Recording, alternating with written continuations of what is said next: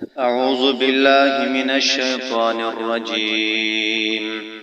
بسم الله الرحمن الرحيم. الحمد لله رب العالمين. سورة الفاتحة مکی سورت تے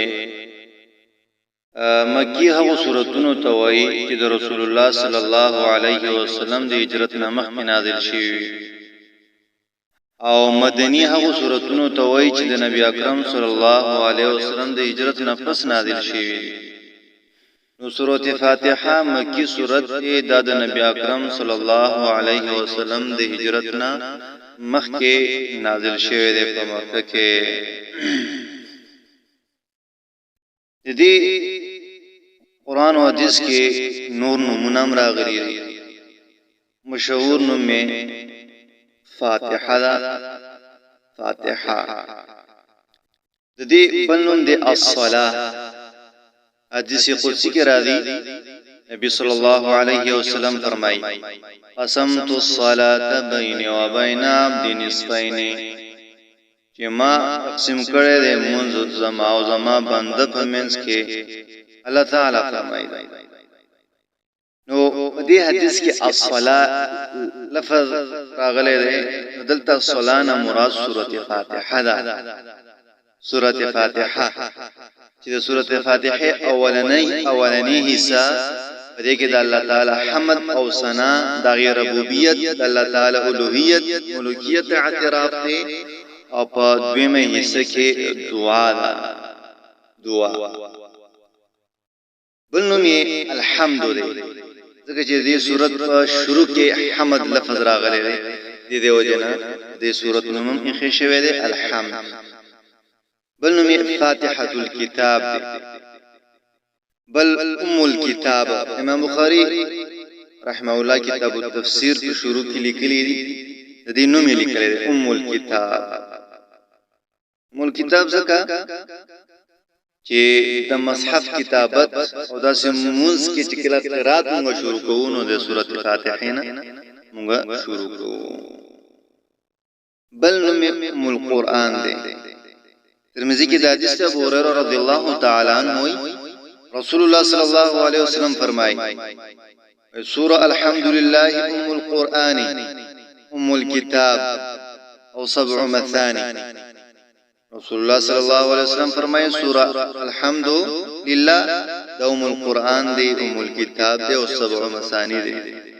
په دې حدیث کې ام القرآن نوم د دې ذکر شو، ام الكتاب نوم د دې ذکر شو، سبع مثانی دا نوم ذکر شو. الحمد د سورۃ فاتحه نمونه دی.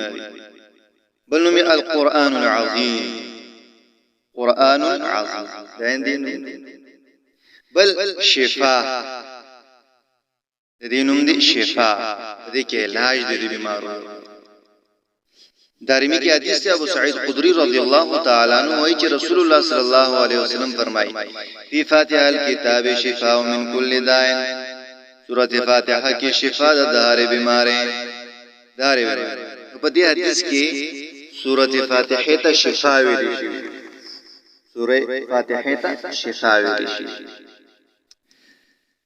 بل نوم د دې الرقیه. رقیه دم ته، یعنی دا سورۃ د دم دی. ځکه جاوب د حدیث تاسو به اوریدلی وی چې یو صحابي د قبیله یو سردار دم کړو په دې سورۃ فاتحه باندې. نو چې هغه دم کو هغه مار خړلې وو، د مار زهر داغه سره ختم شو. نبی کریم صلی الله علیه وسلم ورته چې ته چا ویلی چې دا دم دی، دا رقیه. صحابي ورته سوې چې یا رسول الله، الله تعالی زما په زړه کې دا خبره واچو. نو رقیه نوم هم رقیه نوم د دې سورۃ. بل اساس، بنیاد.